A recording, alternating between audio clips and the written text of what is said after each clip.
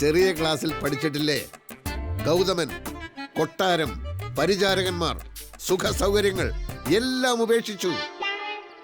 ഗയ, ബോധിവൃക്ഷം, തപസ്, ഒടുവിൽ ശ്രീബുദ്ധനായി. നമ്മളെല്ലാം ശ്രീബുദ്ധനാവണം എന്ന് ഞാൻ പറയുന്നില്ല.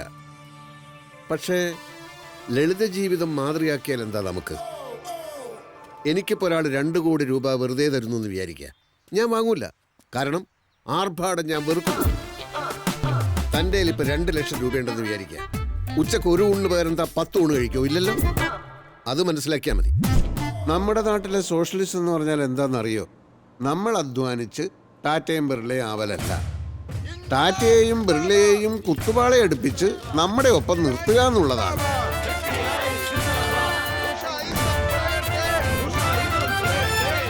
ആ ലക്ഷ്യം വെച്ചുകൊണ്ടാണ് ഞാൻ വിപ്ലവ പാർട്ടി ചേർന്നത്.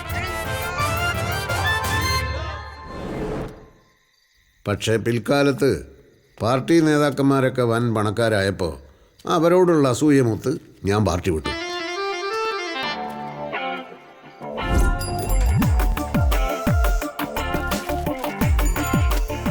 പണികൾ പലതും മാറി മാറി ചെയ്തു. ഈ ജോലി ചെയ്യുമ്പോൾ ആ ജോലിയിലാണ് കൂടുതൽ പണം കിട്ടാൻ സാധ്യത എന്ന് വിചാരിച്ച് അങ്ങോട്ട് ചാടും. അങ്ങനെ അങ്ങോട്ടും ഇങ്ങോട്ടും കുറേ ചാടിയതല്ലാതെ ആവശ്യത്തിനുള്ള പണം മാത്രം കയ്യിൽ വന്നില്ല.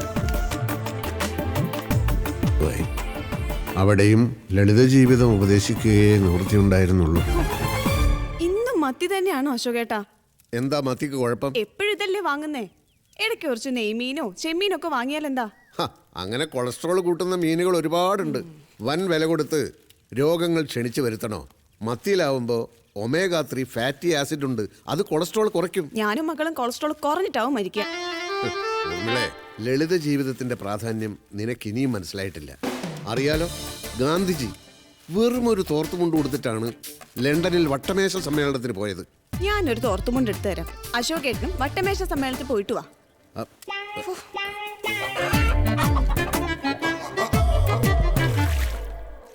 അടുത്ത വീട്ടിലെ രാമേന്ദ്രന് ലോട്ടറി അടിച്ചു എന്നറിഞ്ഞപ്പോൾ അസൂയ കാരണം ഞാൻ ബോധം കെട്ട് വീണിട്ടുണ്ട്. അറിഞ്ഞോ? അപ്പുറത്തെ വീട്ടിലെ രാമേന്ദ്രൻ സാറിന് ലോട്ടറി അടിച്ചു. 1 കോടി ഇന്നോവ കാറും. അശോകേട്ടാ, അയ്യോ അച്ഛാ, മോളെ അച്ഛനൊന്ന് പിടിച്ചേ. എണീക്ക് അച്ഛാ, അച്ഛാ എണീക്ക്, എണീക്ക് അച്ഛാ. തുടർന്നങ്ങോട്ട് ലോട്ടറി ടിക്കറ്റുകളുടെ കാലമായിരുന്നു. തലങ്ങും വിലങ്ങും ലോട്ടറി ടിക്കറ്റ് എടുപ്പോടെടുപ്പ്.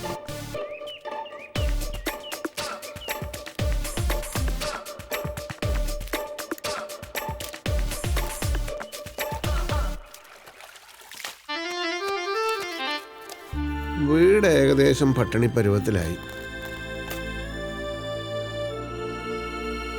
ദിവസേന 100-500 രൂപയ്ക്കുള്ള ടിക്കറ്റ് എടുത്താലും തലവരയില്ലാത്തവന് ലോട്ടറി അടിക്കില്ല എന്നുള്ള സത്യം അങ്ങനെ ഞാൻ മനസ്സിലാക്കി.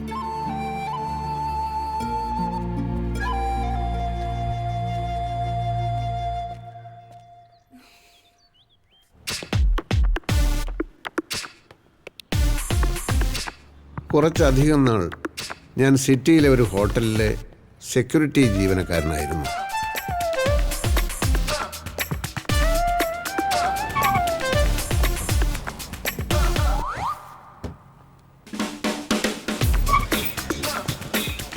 വിധി എന്നല്ലാതെ എന്ത് പറയാം.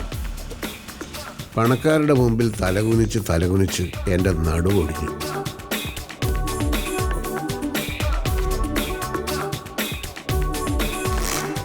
പക്ഷേ ഇടവേളകളിൽ കിട്ടിയ ചില വിനോദങ്ങളാണ് എന്നെ അവിടെ പിടിച്ചു നിർത്തിയത്.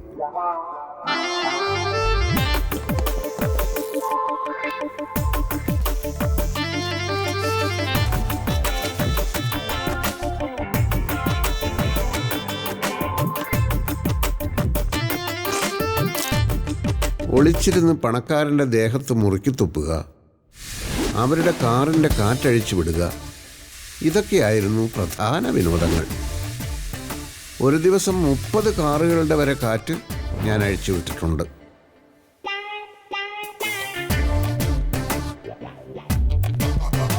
ഇഷ്ടാനുസരണം പരസ്ത്രീകളെ പ്രാപിക്കാൻ കഴിയാത്തവരാണല്ലോ നമ്മുടെ നാട്ടിൽ സദാചാര പോലീസുകാരായി മാറുന്നത്.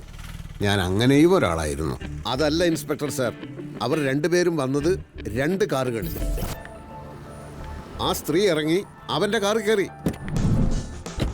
ഞങ്ങൾ കണ്ടോണ്ടിരിക്കുകയല്ലേ സാർ.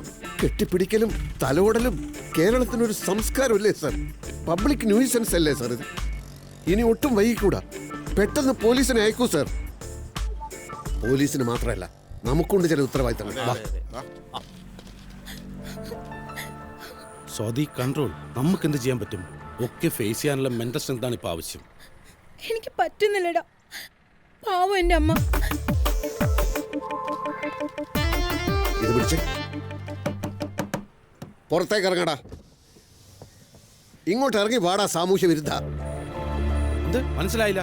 പൊതുസ്ഥലത്ത് വെച്ചാണോടാ നിന്റെ ഒക്കെ അഴിഞ്ഞാട്ടം? Don't talk rubbish, okay? സദാചാരം ലംഘിച്ചിട്ട് ഇംഗ്ലീഷ് പറയുന്നോടാ പട്ടി. അയ്യോ Roja,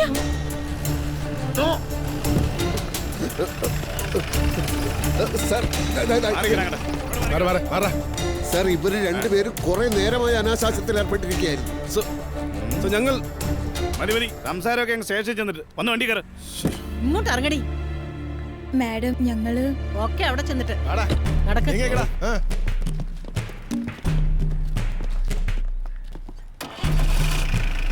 കേറടി.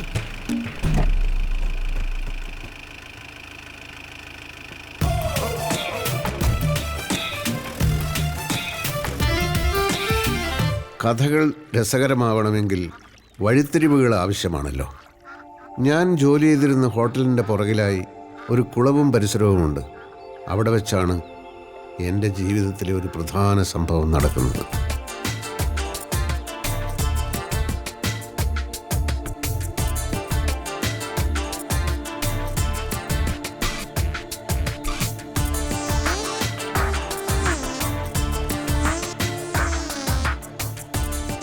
Good morning sir, I am Prem. Hamnet ബിൽഡേഴ്സിൻ്റെ ചീഫ് എക്സിക്യൂട്ടീവാണ്. ദിസ് ഇസ് അഡ്വക്കേറ്റ് ചന്ദ്രകാന്ത്, ഞങ്ങളുടെ legal adviser. Hi. And she's Maithili, എൻ്റെ സെക്രട്ടറി. സാറിനെ കണ്ടുപിടിക്കാൻ ഞങ്ങൾ ഒരുപാട് ബുദ്ധിമുട്ടി. തറവാടിൻ്റെ വിലാസമാണ് ആകെ ഉണ്ടായിരുന്നത്. അവിടെ നിന്നൊക്കെ താമസം മാറിയിട്ട് വർഷങ്ങൾ കഴിഞ്ഞു എന്ന് അറിഞ്ഞു. എന്നെ കൊണ്ട് നിങ്ങൾക്ക് എന്താ ആവശ്യം? അത് മിസ്റ്റർ അശോകന് ഒരു സിസ്റ്റർ ഉണ്ടായിരുന്നില്ലേ, ഇന്ദിര? പൂവ്, അവർ ചെന്നൈയിലായിരുന്നു. 2 മാസം മുമ്പ് മരിച്ചു. അതെ, മരിക്കുന്നതിന് മുമ്പ് അവരുമായിട്ട് ഞങ്ങളുടെ കമ്പനി ഒരു ഡീൽ ഉറപ്പിച്ചിരുന്നു. ഇവിടെ അടുത്ത് ചേറ്റക്കുന്നിൽ അവരൊരു 67 സെന്റ് സ്ഥലം വാങ്ങിയിരുന്നായി സാറിന് അറിയാമായിരുന്നോ? എനിക്കൊന്നും അറിയില്ല. കുറെ വർഷങ്ങളായി ഞങ്ങൾ തമ്മിൽ ഒരു കോണ്ടാക്ട് ഉണ്ടായിരുന്നില്ലല്ലോ. എന്നാ അങ്ങനെ ഒരു സ്ഥലമുണ്ട്, അത് ഞങ്ങളുടെ കമ്പനി വാങ്ങിച്ചു. അതിന് തൊട്ട് കിടക്കുന്ന 2 ഏക്കർ സ്ഥലത്ത് ഞങ്ങളുടെ ഒരു ഓൺഗോയിങ് വില്ല പ്രൊജക്ട് ഉണ്ട്. അതെ, ഇതുകൂടെ ആകുമ്പോൾ റോഡ് ആക്സസ് എളുപ്പമാവും. അതുകൊണ്ടാണ് ഈ സ്ഥലം വാങ്ങിച്ചത്. നിങ്ങൾ എന്നെ കാണാൻ വന്ന കാര്യം പറയൂ. മിസ്റ്റർ അശോകൻ, ഓരോരുത്തരുടെയും ജീവിതത്തിൽ ഈ ഭാഗ്യം എന്ന് പറയുന്നത് എങ്ങനെയാ കടന്നു വരുന്നത് ആർക്കും പറയാൻ പറ്റത്തില്ല. അത് തന്നെയാ നിങ്ങളുടെ ജീവിതത്തിൽ സംഭവിച്ചത്. 100 കണക്കിന് ലോട്ടറി ടിക്കറ്റ് എടുത്ത് കുടുംബത്തെ പട്ടിണി കിട്ടവനാ ഞാൻ. അതുകൊണ്ട് എന്നോട് ഭാഗ്യത്തെ പറ്റി കൂടുതലൊന്നും പറയണ്ട. അല്ല, ഞങ്ങൾ പറയട്ടെ സാർ. ഈ സ്ഥലം വെച്ച് 2 കോടി രൂപയോളം ഇന്ദിരാമ്മയുടെ ലോൺ എടുത്തിരുന്നു. എന്തോ ബിസിനസ്സിനോ മറ്റോ. സ്ഥലത്തിന് മൊത്തം വില നിശ്ചയിച്ച് 2.5 കോടി.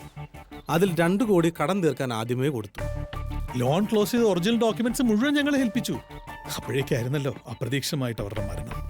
കഴിഞ്ഞ കുറെ ആഴ്ചകളായി ഞങ്ങൾ ശരിക്കും വിഷമിച്ചു പോയി. സെയിൽ ഡീൽ ഡോക്യുമെന്റ്സ് ഒക്കെ സൈൻ ചെയ്തിരുന്നെങ്കിലും രജിസ്ട്രേഷൻ കഴിഞ്ഞില്ലല്ലോ. അവർക്ക് മക്കളില്ല, ഭർത്താവ് നേരത്തെ മരിച്ചു. നിയമപ്രകാരം ഇപ്പൊ ആ സ്ഥലത്തിന്റെ ജീവിച്ചിരിക്കുന്ന ഒരേ ഒരു അവകാശി മിസ്റ്റർ അശോകന.